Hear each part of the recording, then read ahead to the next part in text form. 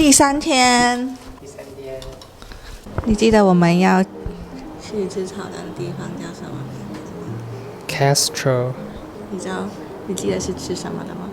不记得。好像是一个拉丁的早餐店。找到了我们今天要吃的早餐店，就是这个叫 Castro's 的早餐店。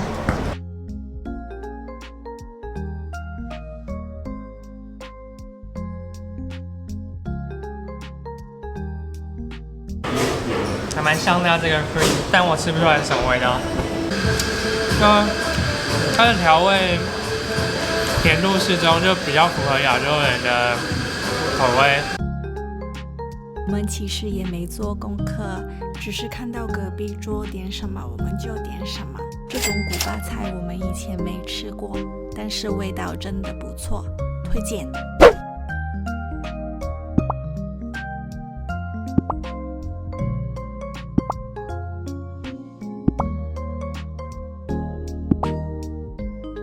来到了哪里呢？耶！带你们看看它的风景。我没穿泳衣，超级麻烦的。还有很蓝的海，很蓝的天空。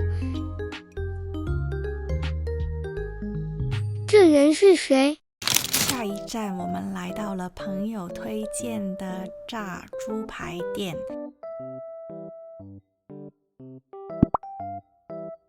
然后有个小菜欧卡兹，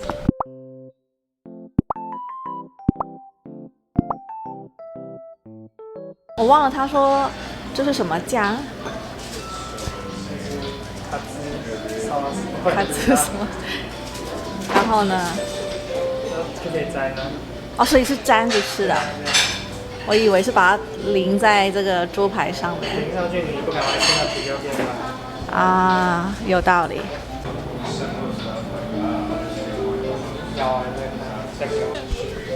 它是那个，就是很嫩，然后那肉汁也在里面，然后它外面的皮不会太厚，然后很酥，然后也不会太重口味。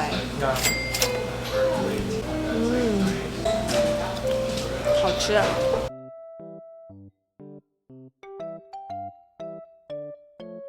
太可怕了！在夏威夷的小费全部都是自定18%，但是我们还是给15%，因为我们太穷了。对，我还是给15%。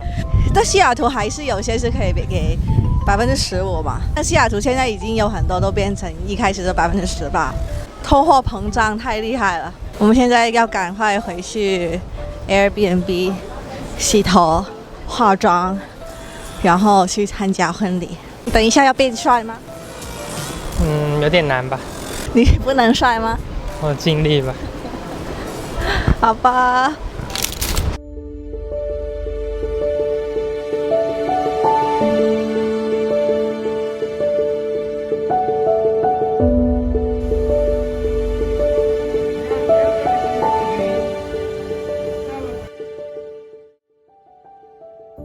狗狗和新郎是高中同学，